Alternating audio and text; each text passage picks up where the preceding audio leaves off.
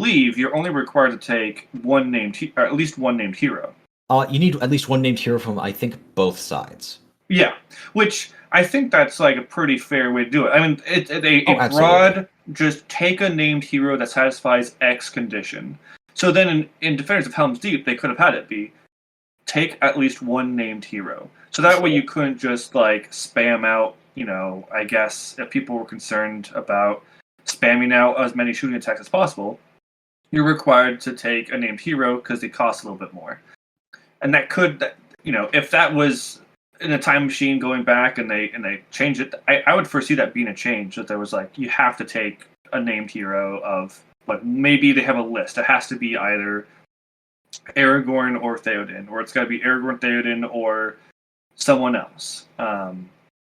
But yeah, I could see needing because Aragorn leads the Deeping Wall, Theoden leads the Keep. I could see needing at least one of them, but it was probably also a balancing thing because it's not a secret. Theoden is by far the worst hero in that Legendary Legion. Like the best thing you can say about him is that if you take Haleth in there and get him close to Haleth, you can get him to be like a Fight 6 hero with 3 might and heroic strike, which is not bad for 85 points on foot with a shield. But Haldir's right there. Yep. With an Elven Blade that he can two-hand. Yeah. Oh god. Theoden, I really like his model. And oh god, like I think Theoden's profile should be like it's just every time I look at his profile, I'm just like, it's not as great as the model. I don't know if it would be balanced with the insane, buffs he gives to the Rohan list. Yeah. I genuinely think that based on like how he does in the movies, especially at the Pelennor, or how he and especially how he does in the books, like they describe him as looking like a god of old. Yeah. And Snowmane outstripping all the other horses. I think Snowmane should be a 12-inch move horse. That would have been, I was going to say the same thing. Like, I mean, I know Snowmane should be like the reason he dies in the books, but it's. I legitimately think he should have the offensive profile of I think he should have the offensive profile of Theodred and then take his army buff. Yeah. So he'll cost a decent chunk more, but like if you look in the books, Theodred actually called very prudent retreats and held the defense together and whatnot at the Fords of Isen. He wasn't reckless. Meanwhile, Theoden's over here going in Helm's Deep, going, man, I wish I could get a lance on a horse and YOLO charge 10,000 guys because fuck this. Though I mean, if Theoden got a glow up, we have to consider that Theoden had the best glow up of all of the strategy battle game history in the transition into the Middle Earth strategy battle game. Having seen some of his old models, yeah, I can agree. well, I mean, I do love a lot of his old models, but also his profile. Theoden went from being a liability with zero will, had a couple I might have had the same amount of might. Only had a couple of might. He had 3 might, 0 will, and I think he had 1 or 2 fate or something. It was one fate. It was He was a 3-0-1 profile. Didn't have a lot of stuff going for him. Cost a lot of points. And what they did in the transition to the current edition is they both buffed him and reduced his point value. I'm pretty sure. And that, I mean, that is some good. That is a decent amount of respect for Theoden, and I suppose having him be weaker in combat than Éomer is, I guess, from a gameplay perspective, is that you want your support leader that gives all the buffs and all that sort of stuff, and then you have your bruiser Éomer. It's unfortunate that Theodred Fight 6 when right. Éomer Fight 6. But, I guess it's also unfortunate that Theodred is just a better bruiser than Éomer. Yeah. That's because Theodred is the god amongst men. Unless Theoden dies first. Yeah. Right. True. That's true. The order of operations is kill Éowyn, kill Theoden, kill Éomer, if you're running all 3. Yep. Sometimes when I'm playing Rohan, I will bring, not even Dernhelm, I will bring Éowyn on foot. Stripped down, daring my opponent, hey, kill Éowyn. and then Eomer's just sitting there menacingly on his horse. It's just like people hold them back. Let him wait. Let him wait. And let him get and the other thing about Eowyn is, if you take her alongside Haleth, and I've brought him up again, like you get like a 40-point model with 2 might and strike that can get it to fight 6. Hello? Yeah, but defense 3. Like yeah. Oh yeah, but like either I'm going to strike up and she's going to support the person who's going to beat the brakes off of your important hero. Sure. Or you're going to kill her and Eomer is now going to go off of his meds. I win either way. Yeah, true. I've only lost 40 points if you murder her, and I've already made you spend a point of might. Yeah. Because you have to strike up against her. Yeah. If everything's going perfectly, sure. Yeah, it's definitely like immense value right there. Oh yeah. I'm not saying this is a competitive meta or nothing. Durnhelm is how you take Eowyn 10 times out of 10. There's no reason to take non-Durnhelm anymore. But my way is funnier. Your way also has the better model because I actually like the one that's in the Armies of Lord of the Rings book. I think that's probably the best version of Eowyn. Yeah, she's on the horse. She's got her armor. She's got her throwing spear. Helmet's off. Oh yeah. The new plastic model kit, awesome. Sure, really nice. I really like it, but yeah, I really like that one. That's in the Armies of Lord of the Rings. I did a metal version of her. That's two-handing with like her Pelennor armor, but without the helm, and it's so nice. Mm-hmm. Yeah, the one very good. Witch King's really nice as well, actually, with the splintered shield. That's a really nice diorama that I need to get painted. Oh yeah, I haven't got my hand.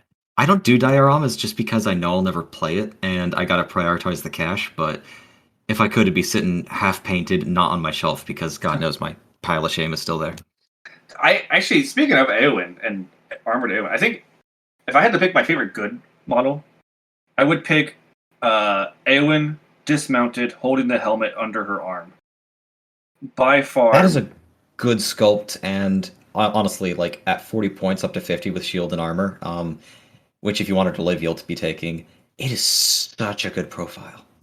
Yeah, it's pretty decent and looks great and great for the basis of conversions, because you can take like if you have any historical Viking shields, you can glue those over the helmet, so it looks like the helmet is being supported by her arm instead of a helmet is, and then you can do either you keep the head and it's a shield maiden, or you do a head swap and it's a shield maiden with a helmet on. There's a lot of characters immediately presented with simply just those two, like 1 to 2 changes, and I think even just also like the story that the pose is telling is just very like compelling and evocative. Oh, absolutely. Profile aside, I think it's a beautiful model. That's why I've collected I think 4 of them now. Oh damn. Yeah, I've been accumulating them because I wanted to do a battle company of shield maidens. So I just kept gathering a bunch of Eowyns to do it, and I actually for my first and only tournament so far, I painted up an Eowyn on horseback with that throwing spear that King referenced, and I used that as my Theodred, and it was the Ladies' Guard instead of Theodred's Guard, and so Eowyn got to have the limelight, throwing spears and murdering things. It was great. I would have seen it across the table from you if I hadn't gotten stomped by Ents in the first game. Oh god, the Ents! Oh Jimmy, beautiful Ent army. Got best painted. Oh, best painted, best converted. Holy, like the orc that got like kicked and so hard that he left his axe and his shield in the dust was just chef's kiss. Yes, piece de resistance, so good, and a pleasure to play against too. I mean, Theodred Guard kind of turned mincemeat out of it because everyone was fearless, and so like one of the primary strengths of the Ents was just completely nullified. But even with that, like it was so much fun. The Ents were cleverly placed over objectives and stuff, so that I had to kill them and then hope the game didn't end. And it was a ton of fun. Gosh, what a golly good time. I will say this as far as Eowyn though. Why the hell is she a minor hero? Because she was left in command of the defense of Edoras as they rode off the plain, make her valor. Like, Durnhelm can be independent. That's because, like, the entire point is that she's in disguise and no one's listening to her because that's the point of going incognito. Yeah. Eowyn was left in command of Edoras' defense. Why is she a minor hero? Why did she get less respect than a nameless captain? Because. I already gave you the answer. Just because. Frida Tallspear. We don't know who the hell she is. She's not even potentially part of, like, the ruling cast of Dunland. Hero Fortitude. She was the wife of one of a mighty chieftain, apparently. Toriel gets shit-talked by Lee Pace because she's not an actual elf. She's just a Sylvan elf. Hero Fortitude. Eowyn. Niece of the King of Rohan, left in command of Rohan's capital in his absence. Minor. Best I can do. I think it was because they were really trying to make sure that everyone understood just how powerful and how central to the plot Hilda Bianca was from Lake Town. Gosh. I thought you were going somewhere with this, and I'm laughing, but I'm crying. I love that. I love that model, and I love what she can do. Like, she's got no right being that good. God. Seeing Hilda Bianca with a fucking warband full of fishermen with axes piercing every combat just mulch through an entire warband of Fountain Guard in 3 turns is horrifying. I can taste it. I can taste your tears. Yeah. Delicious. Great model. Great. Yeah. I'm so glad you brought her up, Commi. Like, it's every time I look at the Forge World, like, character minis, I'm just like, why are you so good? I look at the profiles, and the profiles are usually pretty decent as well. It's just like, wait, again, why are you so good? You tempted me. You really tempted me. My wallet's right next to me. You are tempting me. I am absolutely going to be running. As soon as I get a good battle Galadriel sculpt, I'm gonna run her as Glorfindel with some elves and have Bard as a Halbrand from Rings of Power, and have that be like a cheesy Yellow Alliance. So instead of, like, random fishermen, it's like random Southlanders who are being buffed by this inexplicably tall, strong, combat-capable, handsome, long-lost king who, for some reason, has the magical power of one of the best banner effects in the game. Yes. It's just people want to flock. No idea how he has that. People want to feel enticed by him. It's almost like he's like got this power to just get people to come to him. Fight for him. Well, it's also. Well, you have to remember too that Bard's profile is sharing the same actor that played Gaston in the live-action Beauty and the Beast. That's true. Strength 6 when? Yeah.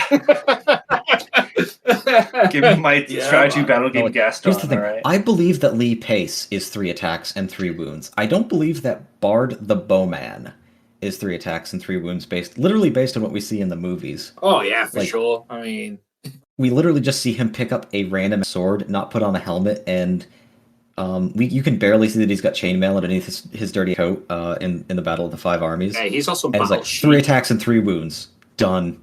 Like, what? It's all that fishing and stuff. Just you don't see it because of the big dirty coat. He is hulking and he is fast.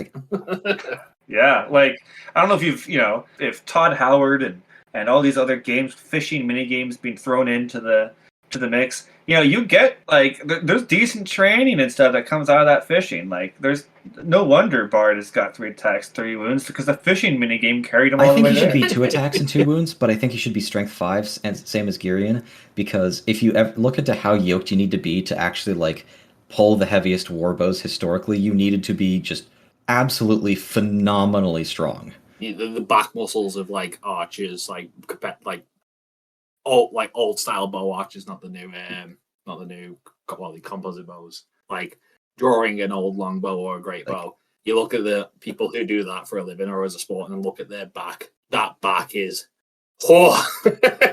it's like there's this great letter that Tolkien wrote in response to a fan who sent him sent him willowy femboy Legolas fan art.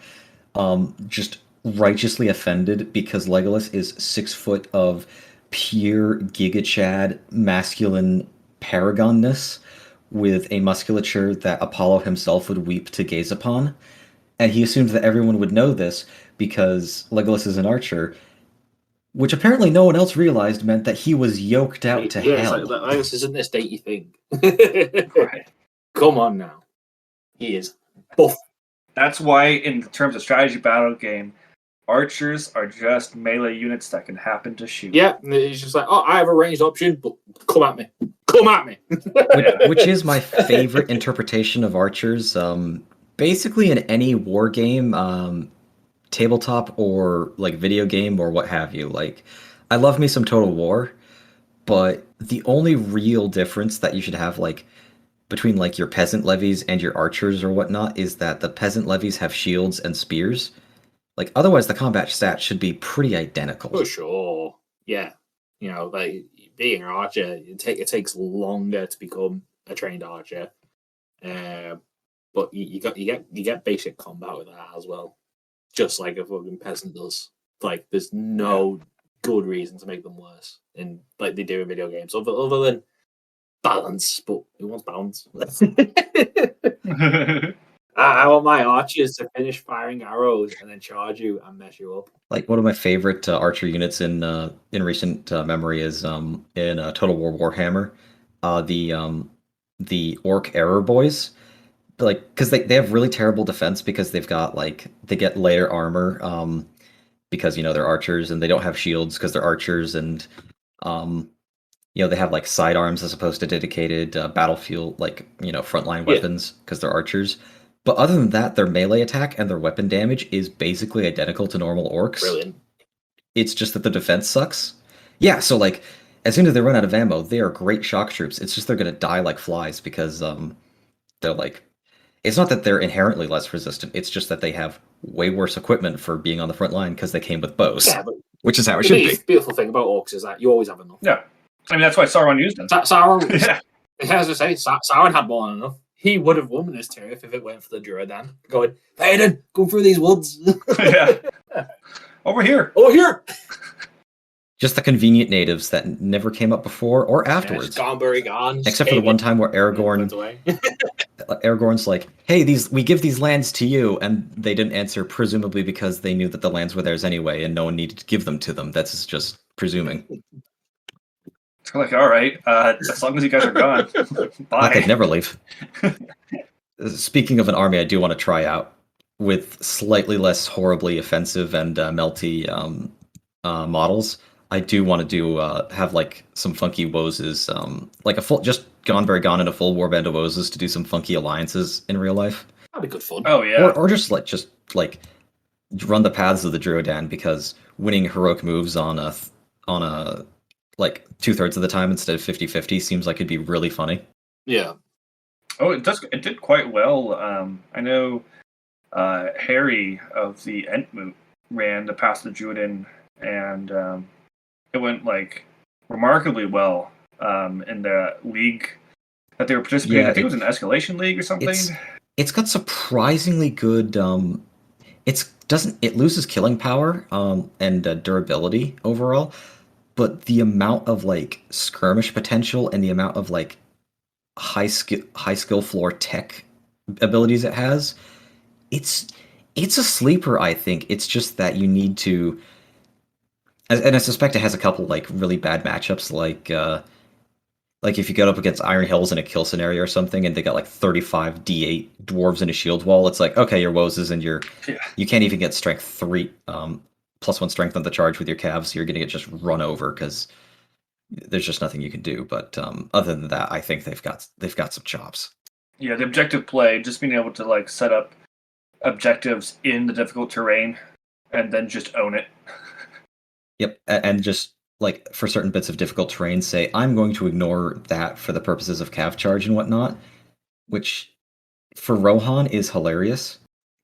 Yeah, and just the ranged presence. Like if you go lighter on Rohan Royal Guard, you bring a bunch of riders and have them but with bows, and then like 16 blowguns between Gonberry Gon and his warband of wozes. Like you can, it's all strength too, but when you're getting like 32 shots at 700 points or some nonsense, that'll do it. when you have enough, I mean, just like the rock situation with hobbits, when you have enough of them, something happens. Running Elessar and Emerhill with about 30 models at 700 against literally 75 hobbits with more shots than Eru himself, with 16 traps. Oh, God. I won that game. I couldn't tell you how. That was the moment when I decided that if I'm going to have Defenders of the Shire in real life, it's going to be Viet Cong, because that's what it felt like. I felt like the DNA of myself as an American started trembling.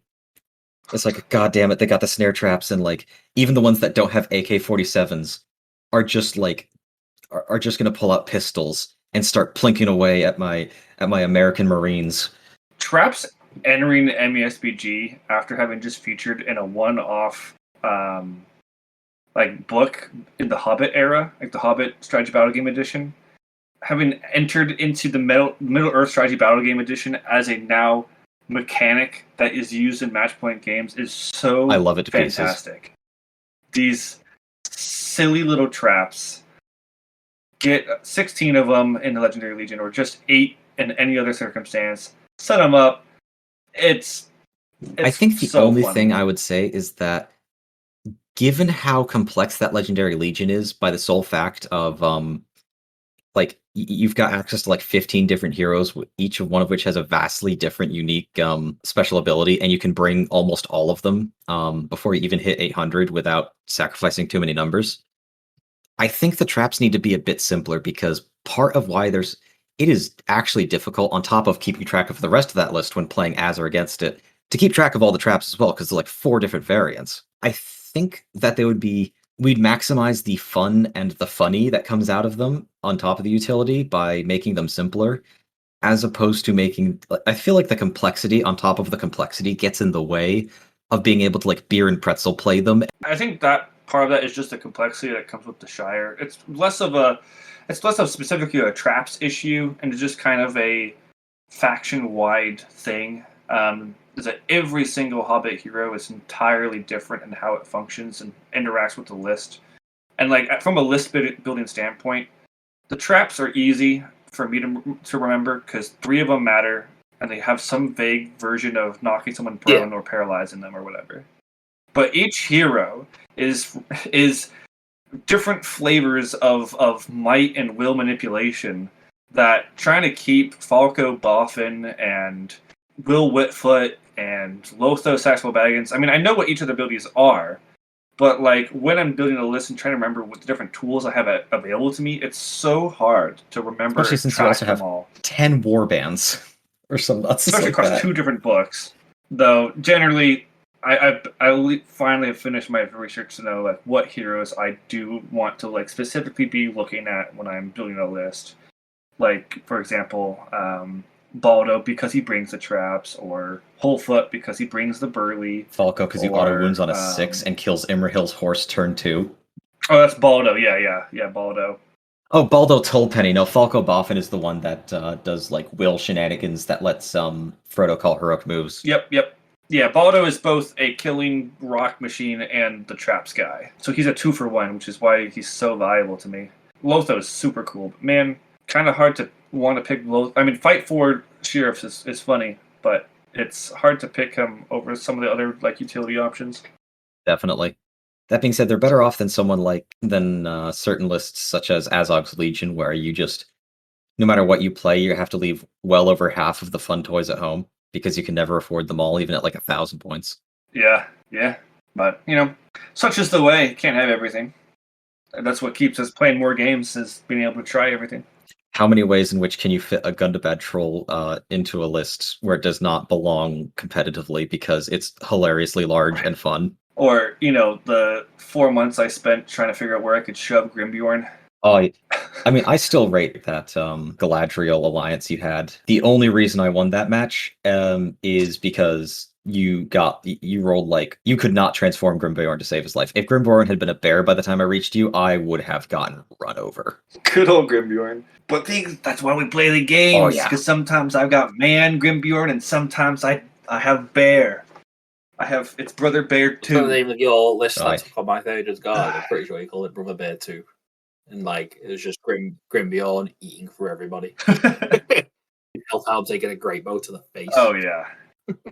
Nice. Oh right, yeah. Oh, all right, okay. That's my fake gun. Yep. Oh, the Bears. The Bears are a topic for another day. They're a topic in of themselves. That is like the opposite brand of hilarity from Hobbits. Yeah, I agree. Bears are cool. Hobbits are fantastic.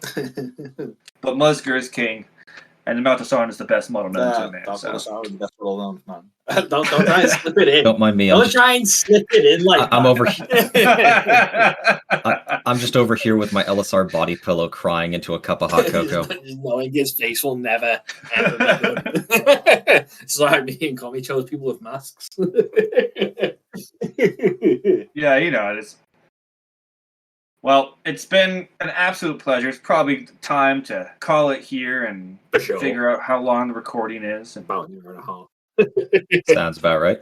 This experimentation recording that we've had. So, any parting words from any of you folks as we say goodbye to the one person and their cat that listens to this? Take care of yourselves. Wow. I could have messaged for the cat, too. My parting words is, if you don't like Maltasaran, you're wrong. The end. Take care, guys. Peace.